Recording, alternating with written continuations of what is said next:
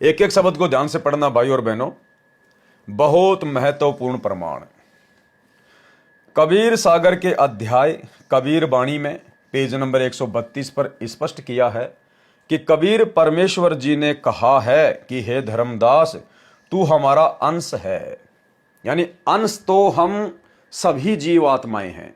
हम जितने भी जीव हैं, हम सब परमपिता परमेश्वर कबीर जी के ही अंश हैं। मैं तेरे को एक गुप्त वस्तु का भेद बताता हूं जो मैंने गुप्त रखी है। क्या कहा कबीर परमेश्वर ने धर्मदास जी को कि धर्मदास, मैं तेरे को एक गुप्त वस्तु का भेद बताता हूं जो अभी तक मैंने गुप्त रखी है। यानी चारों युगों में परमेश्वर ने जो गुप्त भेद किसी को भी नहीं बताया, वो गुप्त भेद परमेश्वर ने अकेले धर्मदास जी को 650 साल पहले बताया। या फिर वो गुप्त भेद आज आप भाई बहनों के सामने परमाणु के साथ निकलकर बाहर आएगा इस वीडियो के माध्यम से। मैं तेरे को एक गुप्त वस्तु का भेद बताता हूं जो मैंने गुप्त रखी है। 7 सुरती तो उत्पत्ति करने वाली हैं। 7 सुरती यानी आत्मा, सुरती कहते हैं आत्मा को। यानी परमेश्वर कबीर जी कहते हैं कि 7 आत्माएं तो मैंने ऐसी तैयार की थी जो कि उत्पत्ति करने वाली हैं। तुम 8वीं सुरती हो। कौन? धर्मदास। परमेश्वर कह रहे हैं कि तुम 8वीं सुरती हो। धर्मदास को यहां पर 8वीं सुरती का नाम दिया गया है। ध्यान रखना भाई और बहनों, समझने में काम आएगी। तुम 8वीं सुरती हो, तुम 8वीं आत्मा हो। तथा नौतम यानी 9वीं सुरती मैंने गुप्त छुपाई है। परमेश्वर कह रहे कि नौतम सुरती, 9वीं सुरती मैंने गुप्त छुपाई है।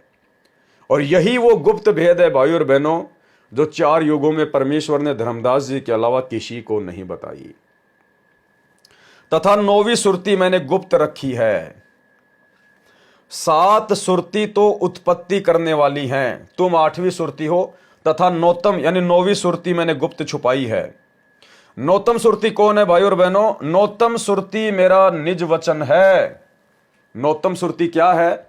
कबीर परमेश्वर करें कि मेरा निज वचन है। निज वचन बोले तो निज नाम, निज शब्द, निज नाम कहिए, निज शब्द कहिए या निज वचन कहिए। और आप सबको पता है भाई और बहनों, नौतम सुरती स्वयं कबीर परमात्मा है। क्या कह रहे हैं परमात्मा? कि नौतम सुरती मेरा निज नाम है। भाई और बहनों, नाम तो उसका होता है जिसका कोई शरीर होता है। जैसे आप और हम सभी जीव, मेरा नाम पवन है, आपका नाम कुछ और है, हमारी पहचान है। ये हमारे शरीर का नाम है, आत्मा का नाम नहीं है, हमारे शरीर का नाम है। अब उस कबीर परमेश्वर का भला क्या निज नाम होगा जिसका शरीर ही नहीं है? अरे परमेश्वर कबीर जी का शरीर तो विलक्षण है, नूरी है। उनका तो तेजपुंज का शरीर है, कोई हाड़ मांस का शरीर थोड़ी है जो उनके शरीर का नाम होगा। तो परमेश्वर यहां जो कह रहे हैं ना कि नौतम सुरती मेरा निज नाम है, मेरा निज वचन है, अर्थात वो परमेश्वर का निज नाम, वो सार शब्द है। यानी परमेश्वर एक शब्द रूप है, परमेश्वर एक निज नाम रूप है, परमेश्वर खुद वचन है। गुरुदेव भगवान ने बताया, हम हैं शब्द शब्द हम माही। कबीर परमेश्वर ने क्या कहा कि हम हैं शब्द, कि भाई मेरा शब्द रूप है, तुम्हारी तरह हाड़ मांस का शरीर नहीं है मेरा। हम हैं शब्द, कि मेरा जो रूप है जो तू देख रहा है धर्मदास, ये जो शरीर तू देख रहा है ये विदेह है। हम हैं शब्द, मैं शब्द रूप हूं। और शब्द हम माही, और वो शब्द जिस शब्द से तेरी मुक्ति होगी वो शब्द मेरे अंदर ही है। हम हैं शब्द और शब्द हम माही, और हमसे भिन्न और कछु नहीं। सतलोक बैठाने के लिए और कोई वस्तु नहीं है मेरे अलावा। मैं खुद ही कबीर हूं, मैं खुद ही शब्द हूं, मैं खुद ही सार शब्द हूं, मैं खुद ही विदेह परमात्मा हूं। नौतम सुरती मेरा निज वचन, निज वचन कहिए, निज नाम कहिए या निज शब्द कहिए। नौतम सुरती यानी 9वीं सुरती मेरा निज वचन है, यानी उसको पूर्ण मोक्ष मंत्र का अधिकार है। अब पूर्ण मोक्ष मंत्र का अधिकार भाई और बहनों किसको होगा? क्योंकि पूर्ण मोक्ष तो कबीर परमात्मा ही कर सकते हैं, दूसरा कोई कर नहीं सकता। तो यहां परमेश्वर धर्मदास जी के आगे अपने आप को छुपाते हुए और ये लिखवा रहे हैं कि धर्मदास, जो 9वीं सुरती है ना, वो मेरा निज वचन है, जिसको पूर्ण मोक्ष का अधिकार होगा। तो पूर्ण मोक्ष का अधिकार तो भाई सकल सृष्टि में केवल एकमात्र परम शक्ति कबीर जी के पास है। अन्य कोई मोक्ष किसी को दे ही नहीं सकता। अन्य मोक्ष तो नकली है। जैसे ब्रह्मा जी की भक्ति से मोक्ष मिलता है केवल ब्रह्मलोक तक, विष्णु जी की भक्ति से भी मोक्ष मिलता है केवल विष्णु लोक तक, और शंकर जी की भक्ति से भी मोक्ष मिलता है केवल शिव लोक तक, और काल की भक्ति से भी मोक्ष मिलता है केवल उसके ब्रह्मलोक तक। उसके बाद फिर नीचे आना, गधा कुत्ता सुअर बनना, कर्मों के आधार से सुख और दुख भोगना। लेकिन यहां बात होती है पूर्ण मोक्ष अधिकार की, मोक्ष अधिकार की, क्योंकि हम यहां पर सतलोक की बात कर रहे हैं, कबीर परमेश्वर की बात कर रहे हैं, उनके कबीर पंथ की बात कर रहे हैं। तो पूर्ण मोक्ष का अधिकार या मोक्ष का अधिकार तो केवल परमेश्वर के पास ही है, वो शब्द केवल उन्हीं के पास में है। तो यहां पर परमेश्वर अपने विषय में बात कर रहे हैं। नौतम सुरती मेरा निज वचन, यानी उसको पूर्ण मोक्ष मंत्र का अधिकार है, जिससे दीक्षा लेने के पश्चात काल चोर उस जीव को रोक नहीं सकता। भाई और बहनों, दो बातें निकल कर आएंगी, बहुत ही ज्यादा महत्वपूर्ण है और हमने एक एक शब्द पर ध्यान देना है। क्या कहा परमात्मा ने धर्मदास जी को कि धर्मदास 7 सुरती तो उत्पन्न करने वाली हैं, यानी तेरे से पहले मैंने 7 आत्माएं और उत्पन्न की थी काल लोक से जीवों को मुक्त करवाने के लिए, लेकिन बात बन नहीं पाई और काल ने तुम सभी को भ्रमित कर दिया, जन्म मरण में डाल दिया।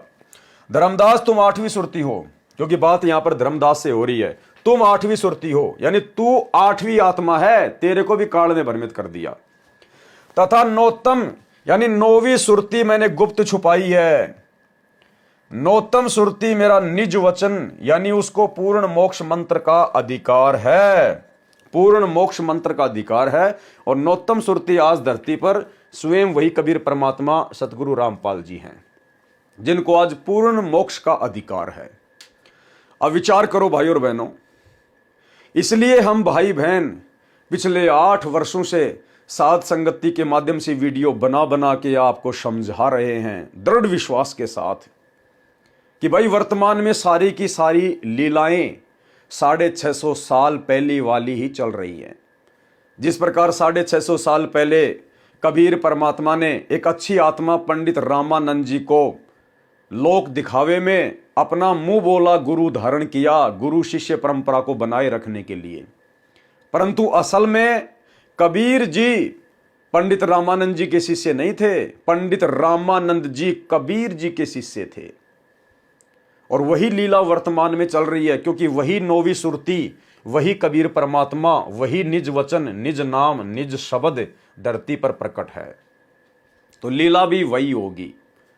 और 17 फरवरी 1988 को इस कबीर परमेश्वर सतगुरु रामपाल जी ने अपने विधान अनुसार, जो कि कबीर सागर में उन्होंने धर्मदास जी से लिखवाया था कि भाई धर्मदास 12वें पंथ में हम ही चल आवें, सब पंथों को मिटा के एक पंथ चलावें।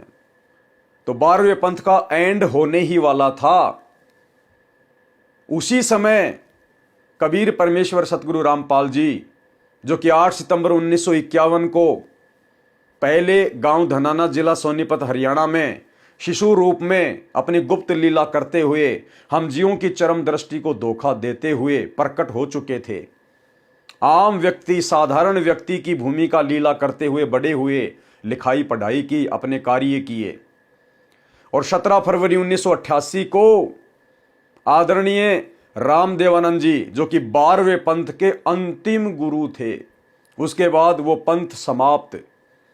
17 फरवरी 1988 को उस पंथ के एंड होने से पहले सतगुरु रामपाल जी परमेश्वर अर्थात कबीर परमेश्वर ने एक अच्छी आत्मा, 12वें पंथ के अंतिम गुरु आदरणीय रामदेवानंद जी को अपना मुंह बोला गुरु धारण किया। रामदेवानंद जी को इसी 9वीं सुरती की चाहत थी। आदरणीय रामदेवानंद जी को, यानी हमारे दादा गुरु जी को परमपिता परमेश्वर सतगुरु रामपाल जी भगवान का ही इंतजार था। और आदरणीय रामदेवानंद जी ने सतगुरु रामपाल जी के मुंह बोले गुरु की भूमिका निभाई, डरते डरते कि मेरे से कहीं कोई गलती ना बन जाए। सतगुरु के दरबार में मेरी थर थर कांपे दे, ना जाने किसी बात पे हमारा बिगड़ न जावने। आज आपको एक एक पॉइंट क्लियर करेंगे। इसलिए भाई और बहनों, पिछले 8 वर्षों से हम चिल्ला रहे हैं परमेश्वर की सत्य प्रेरणा से, और आज आपको ये वीडियो देखकर और इसके आगे की वीडियो देखकर और पहले की वीडियो देखकर आपने इतना तो आइडिया लगा लिया होगा कि भाई साध संगतियों में जो बातें पिछले 8-9 वर्षों से बोली जा रही है परमाणु के साथ में, दृढ़ता के साथ में, आज वो सारी चीजें गुरुदेव भगवान के कलयुगी परिवार के मुंह से निकल के बाहर आ रही है। हालांकि गुरुदेव का कलयुगी परिवार, उनके बेटा बेटी भाई बंधु रिश्तेदार सतगुरु रामपाल जी को कबीर परमात्मा नहीं मानते। ये बातें समझना उनकी बुद्धि से लाखों कोस दूर की बात है। लेकिन आप और हम आत्माओं को, जो परमात्मा चाहने वाली आत्मा है, जो साध संगति से जुड़े हुए भाई बहन है, हमारे विश्वास को और ज्यादा दृढ़ करने के लिए, हमें इसी जन्म में सतलोक के लिए तैयार करने हेतु परमेश्वर अपने ही कलयुगी बेटे के माध्यम से, अपने कलयुगी भाई के माध्यम से आज वो तमाम प्रकार की बातें, वो गूढ़ रहस्य जो संगत में और कोई नहीं जानता, गुरुदेव का भाई और गुरुदेव के लड़के उन घटनाओं के प्रत्यक्ष दृष्टा हैं। आज ये लोग अपने मुख से आप लोगों के सामने सारी बातें रखेंगे और आप लोगों को विश्वास करने पर मजबूर होना पड़ेगा कि परमेश्वर ने इस 2 कोड़ी के कुत्ते पवन दास को जो सत्संगति के लिए खड़ा किया है, वास्तव में इसको परमेश्वर ने ही खड़ा किया है। ये अपनी मर्जी से ना भोगता है और ना इसकी औकात है भोगने की। तो भाई और बहनों, हम बार बार कहते हैं कि सतगुरु रामपाल जी, परमेश्वर जी को किसी ने भी नाम दीक्षा देने का अधिकार नहीं दिया। सतगुरु रामपाल जी स्वयं कबीर परमात्मा है। ये केवल एक शिष्य की भूमिका कर रहे हैं, गुरु शिष्य परंपरा का निर्वाह करते हुए। अन्यथा ये जगत गुरु हैं, और जगत गुरु को किसी अन्य को गुरु बनाकर ज्ञान लेने की आवश्यकता नहीं पड़ती। जगत गुरु वो होता है जिसको पूरे जगत का ज्ञान होता है, पूरे विश्व का, पूरी सृष्टि के रजके का जिसको ज्ञान होता है, कण कण का जिसको ज्ञान होता है।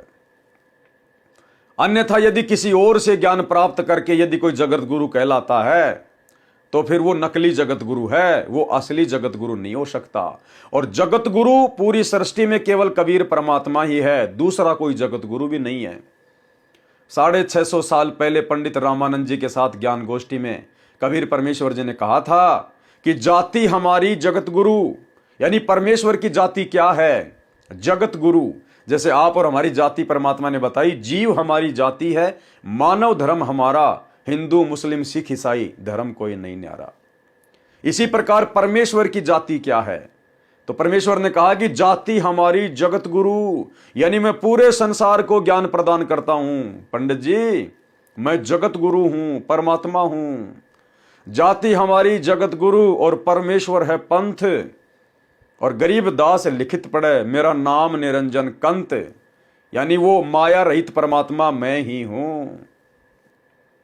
तो भाई और बहनों, यहां पर जो लाइन लिखी गई है गुरुदेव के कर कमल से, धर्मदास जी का हवाला देते हुए 9वीं सुरती के विषय में, कि नौतम सुरती मेरा निज वचन है, यानी उसको पूर्ण मोक्ष मंत्र का अधिकार है, यानी उसको किसी से भी नाम दीक्षा देने की, यानी उसको किसी से भी उपदेश लेकर फिर आगे उपदेश देने का अधिकार प्राप्त करने की आवश्यकता नहीं है। क्यों? यानी उसको पूर्ण मोक्ष मंत्र का अधिकार है, उसको किसी से भी आदेश लेने की आवश्यकता नहीं है। उसको खुद को अधिकार है मोक्ष देने का, मोक्ष प्रदान करवाने का, नाम दीक्षा देने का। तो सतगुरु रामपाल जी ने यहां जो लोक दिखावे में सन 1994 से आदरणीय रामदेवानंद जी से जो नाम उपदेश प्राप्त करने की बात कही है कि मुझे तो मेरे पूज्य गुरुदेव जी ने अपने पास में बैठा कर सबके सामने कहा कि आज के बाद संत रामपाल जी सबके गुरु होंगे और सब इनसे नाम उपदेश ले लो, आज के बाद मैं किसी का गुरु नहीं हूं। और जिन्होंने पहले मेरे से उपदेश ले रखा है, दादा गुरुदेव ने कहा, जिन्होंने पहले मेरे से उपदेश ले रखा है, जितने भी 8-9 लाख हैं, वे सब दोबारा से संत रामपाल जी से दीक्षा ले लो, आज के बाद ये आपके गुरु हैं। ये केवल परमात्मा ने एक लीला की थी लोक दिखावे में, ताकि किसी आत्मा को कोई शंका ना हो कि संत रामपाल जी को उपदेश देने का अधिकार कहां से मिला। अन्यथा सतगुरु रामपाल जी स्वयं 9वीं सुरती हैं। 9वीं सुरती खुद कबीर भगवान है, और कबीर भगवान को मंत्र देने के लिए किसी से आदेश लेने की जरूरत नहीं है, यानी उसको पूर्ण मोक्ष मंत्र का अधिकार है, जिनसे दीक्षा लेने के पश्चात काल चोर उस जीव को रोक नहीं सकता। तो काल 21 ब्रह्मांड का स्वामी है, बाकी सब जीव हैं, ब्रह्मा विष्णु महेश दुर्गा 33 करोड़ देवी देवता सुर नर मुनि जन ज्ञानी पीर पैगंबर कुतुब ओलिया सब, बाकी तो सब काल से नीचे हैं। तो काल चोर किसको नहीं रोक पाएगा? जो काल चोर से बड़ी शक्ति होगी। तो सतगुरु रामपाल जी से उपदेश लेने के बाद काल चोर रोक नहीं पाएगा। यानी सतगुरु रामपाल जी कोई 21 ब्रह्मांड की आत्मा नहीं है, यहां के कोई जीव नहीं है, कोई प्राणी नहीं है, ये स्वयं काल के पिता हैं, परम अक्षर ब्रह्म हैं, अविनाशी कबीर भगवान है। तो इनको उपदेश देने के लिए किसी से भी आदेश लेने की आवश्यकता नहीं है, इनको स्वयं को अपना अधिकार प्राप्त है। अब ये 9वीं सुरती, नौतम सुरती मेरा निज वचन है। कैसे है?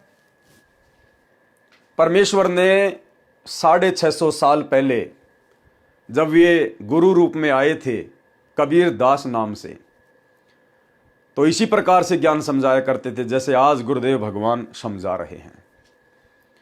अब हमें कैसे यकीन हो कि नौतम सुरती खुद सतगुरु रामपाल जी ही हैं, नौतम सुरती खुद कबीर जी ही हैं?